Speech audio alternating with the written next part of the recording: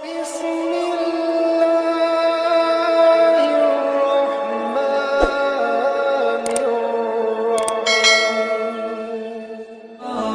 dan hadirat sekalian, memperingati maulid Nabi kita, Nabi yang mulia, Nabi besar Muhammad Sallallahu Alaihi Wasallam, itu memang kalau kita lihat dari sejarah, memang tidak pernah pada masa Rasulullah Sallallahu Alaihi Wasallam itu bermaulid seperti ini. Rasulullah Sallallahu Alaihi Wasallam mengumpulkan sahabatnya, lalu kemudian menyebut tentang kelahirannya, tidak pernah.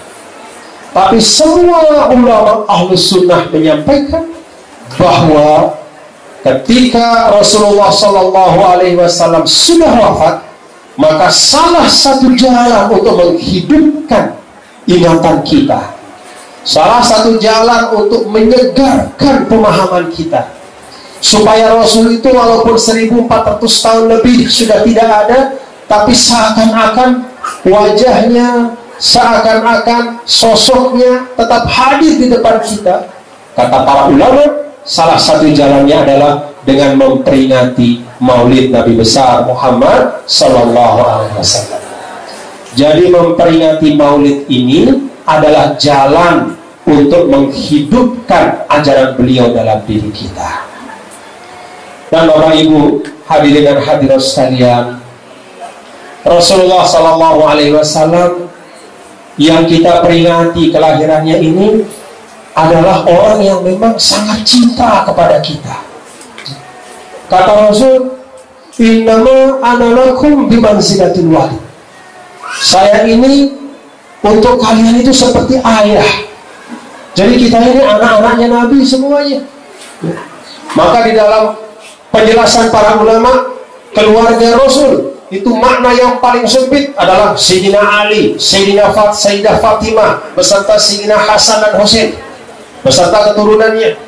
Kemudian yang lebih luas lagi adalah kita semua, umat Nabi besar Muhammad Sallallahu Alaihi Wasallam. Jadi semua doa-doa Rasulullah Sallallahu Alaihi Wasallam itu kita dapatkan keberkahannya. Semua apa yang diminta oleh Rasulullah Sallallahu Alaihi Wasallam kepada Allah, kita juga dapat bagiannya. Semua rasa cinta yang ada pada jiwa dan diri Rasulullah itu juga ada kepada kita, karena Rasul menganggap kita seperti anak-anaknya. Nah, karena itu Bapak Ibu hadirin dan hadirat sekalian, baginda Rasulullah Sallallahu Alaihi Wasallam yang bagikan ayah kepada kita itu harus kita kenal. Harus kita kenal seperti kita mengenal ayah kita.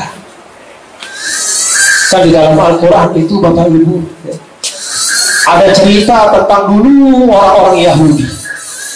Sebelum datangnya Nabi Sallallahu Alaihi Wasallam akhir zaman, beliau itu menunggu-nunggu. Mereka merindukan datangnya Nabi akhir zaman, karena mereka mengira Nabi akhir zaman itu datang dari kelompok mereka. Mereka tunggu setahun, 2 tahun, 3 tahun, 4 tahun, terus mereka sabar menunggu. Semua tanda-tanda kenabian itu mereka baca dan mereka ingat, mereka pahami, mereka cari mana kira-kira ciri-cirinya. Ada enggak orang yang cirinya sama seperti di kitab suci? Mana dia Nabi akhir zaman itu? Orang-orang Yahudi dulu seperti itu, berusaha mengenal Nabi akhir zaman. Ya'rifunahu kama ya'rifu abna'ahum. Bahkan ungkapan Allah dalam Al-Quran, mereka itu mengenal sifat-sifat Nabi akhir zaman seperti ayah yang kenal tentang sifat anaknya. Saking mereka sangat merindukan. Kalau orang Yahudi saja seperti itu kerinduannya, seperti itu kenalnya mereka dengan sifat Nabi akhir zaman, maka apalagi kita umat Nabi besar Muhammad Sallallahu Alaihi Wasallam. Cuman orang Yahudi itu ketika datang Rasul yang mereka tunggu, justru mereka ingkari. Kenapa? Hasadan min indi anfusihim. Karena mereka kesal, kok nabinya bukan dari kelompok kita, kok nabinya dari orang Arab, kok nabinya keturunan Ismail bukan keturunan Ishak. kok nabinya bukan dari Bani Israel? Karena bukan dari satu kelompok, maka kebenaran yang istimewa yang dibawa oleh Rasul itu tidak mau mereka terima. Nah, ini juga pelajaran bagi kita bapak-bapak dan ibu, sehingga Sayyidina Ali mengatakan i'rifil haqqa ta'rif ahlahu. Kalau mau mencari kebenaran itu, pastikan engkau mengetahui kebenaran itu. Jangan melihat dari siapanya, jangan melihat dari golongannya, jangan melihat semata dari keturunannya. Ketahuilah kebenaran, maka engkau akan mengetahui ahli kebenaran itu.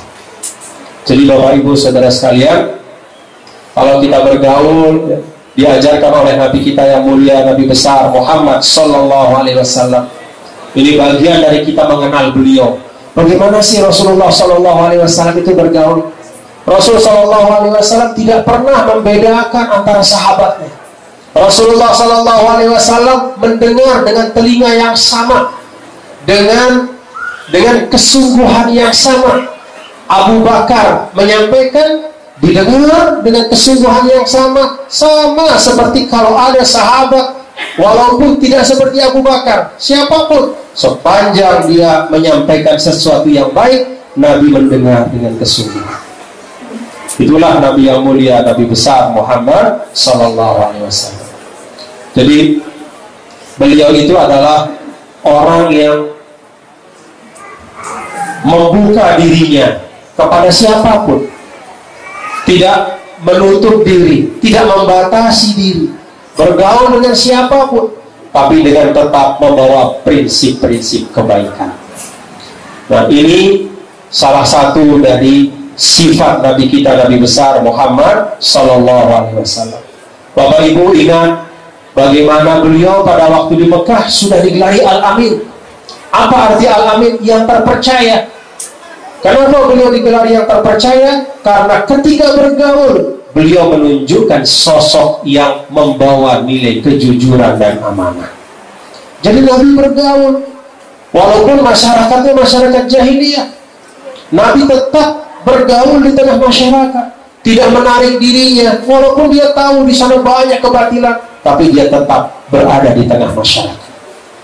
Maka kata Nabi yang mulia, Nabi besar Muhammad Sallallahu Alaihi Wasallam, al-mu'min alladhi yukhalitun nas wa yasbiru ala adahu. Orang yang tetap bergaul dengan manusia, membangun persahabatan, tetap berada di tengah masyarakat, tidak mengisolasi dirinya. Dia tidak pergi ke tempat yang jauh karena melihat bahwa di masyarakat itu sudah banyak hal-hal yang tidak baik, maka dia menjauh. Tapi dia tetap berada di tengah masyarakat, walaupun dalam keadaan yang tidak sesuai dengan harapannya. Dia tetap bernasihat, tetap menjalani hal-hal yang baik, tetap membangun hubungan sosial yang baik. Kata Rasul, khairun, orang beriman seperti itu lebih baik dibanding seseorang yang karena ingin selamat untuk dirinya, dia menjauhi masyarakat dan mencari kebaikan hanya untuk diri sendiri.